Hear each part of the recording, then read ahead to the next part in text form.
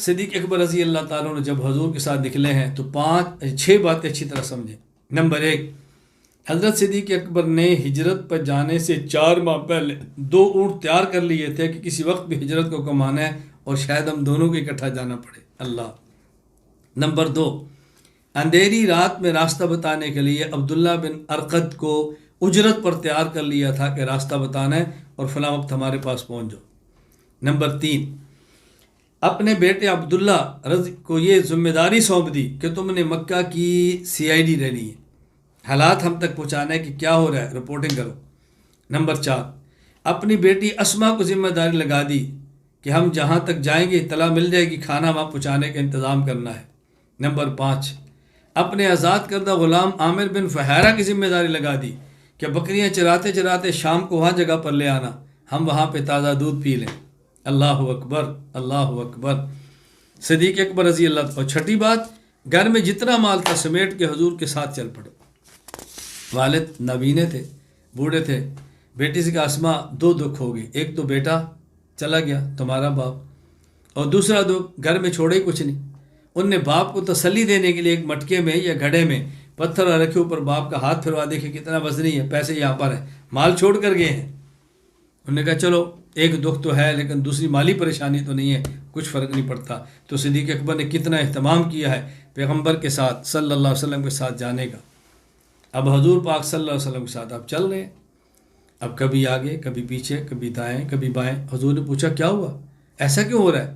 اب دل میں خیالات ہے کہ دشمن آگے نہ چھپاؤ، آگے ہوتا ہے، خیالات ہے پیچھے سے حملہ نہ ہو، پیچھے ہوتے ہیں، خیالات ہے دائیں سے نہ ہو، دائیں طرف ہو جاتے ہیں، ذہن میں آئے بائیں نہ ہو، یوں عجیب صدیق اکبر پر غم ہے رسول اکرم صلی اللہ علیہ وسلم کو سنبھالنے کا اور آپ کی حفاظت کا۔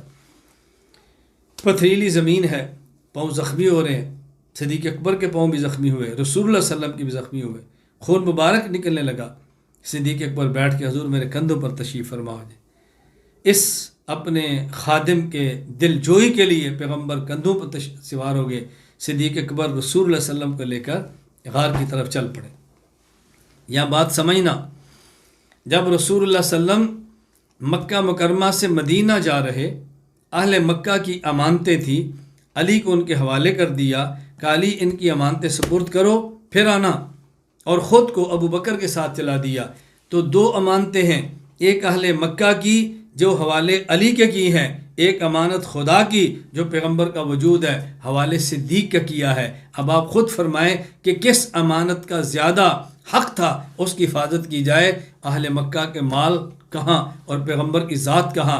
اہل مکہ کے مال کے امین علی تھے اور خدا پاک کے منتخب وجود حضرت محمد کے امین اللہ کے حبیب کے چہیتے صحابی ابو بکر صدیق رضی اللہ تعالیٰ عنہ تھے۔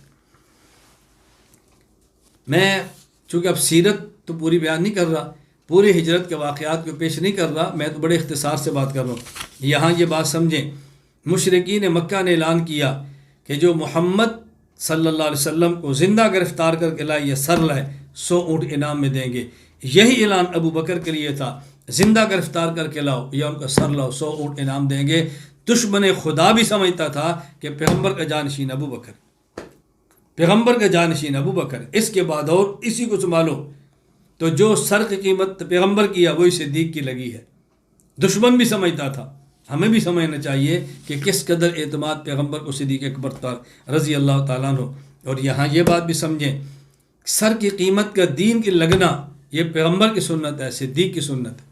اگر اس کے لیے کچھ قربانی دینی پڑے تو ڈرنا نہیں ہے، جھجکنا نہیں ہے، دل چھوٹا نہ کرو، دین کے ساتھ جھک لگے رہو، چمٹے رہو، جو قربانی دینی پڑے دے دو، دین مت چھوڑو۔ اللہ عافیت رکھے، اللہ حفاظت فرمائے۔ میں نہیں چاہتا کہ کسی کے اوپر کوئی مشکل آ جائے، لیکن گھر چھوڑنا ہے چھوڑ دو، قبیلہ چھوڑنا پڑے چھوڑ دو، ملک چھوڑنا پڑے چھوڑ دو، کسی وقت میں اس دنیا کو چھوڑنا پڑے چھوڑ دینا، لیکن خدا کے دین کو کبھی نہ چھوڑنا۔ بس اس دنیا نے تو ویسے ہی چھوٹنا ہے، اللہ کے لیے چھوٹ جائے تو اور کیا چاہیے۔ حضرت صدیق اکبر رضی اللہ تعالیٰ عنہ پہنچے ہیں، غار تھی، غار ثور۔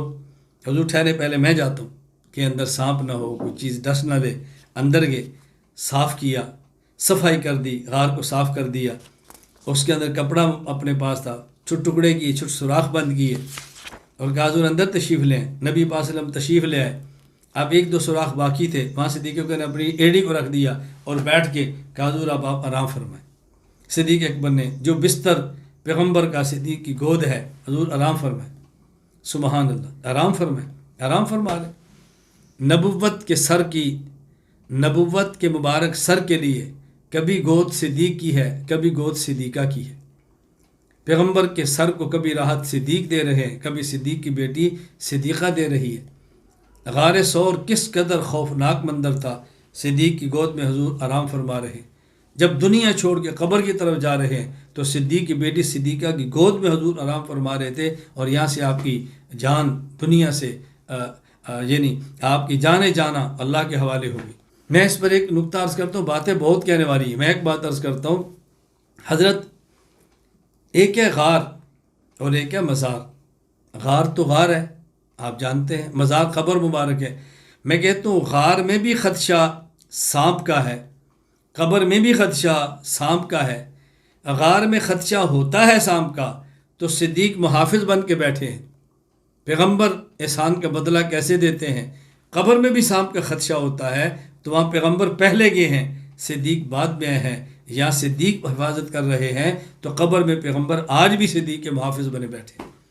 فرق یہ ہے کہ یہاں تو موذی آیا اور صدیق نے اپنی ایڑی پر اس کے ڈنگ ڈسے برداشت کیے، نبوت کو بلایا، اور وہاں جہاں پیغمبر آرام فرما ہے وہاں تو کسی موذی کا آنے کا تصور بھی نہیں۔ پیغمبر کا وجود اطہر جنت الاعلیٰ سے افضل جگہ موجود ہے، وہاں کسی موذی نے کہاں پر کیا آنا ہے۔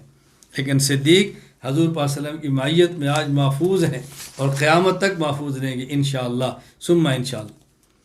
یہ جو صدیق اکبر رضی اللہ تعالیٰ عنہ اس موقع پر زہر لگا تھا اور سانپ نے ڈسا تھا، امام علی بن سلطان محمد ابو الحسن نور الدین ملا علی قاری رحمہ اللہ، وفات 1014 ہجری، حضرت نے یہ بات فرمائی ہے کہ وَكَانَ أَيِ الْإِنْتِقَاذُ سَبَبَ مَوْتِهِ فَحَصَلَ لَهُ شَهَادَةٌ فِي سَبِيلِ اللَّهِ، کہ حضرت صدیق اکبر رضی اللہ تعالی عنہ کو جو سانپ نے ڈسا تھا اس وقت اس کا اثر ختم ہو گیا، اور موت کے وقت یہی اثر پلٹا اور یہ آپ کے موت کا بظاہر سبب بنا، تو صدیق اکبر کو بھی اللہ کے راستے میں شہادت نصیب ہوئی ہے۔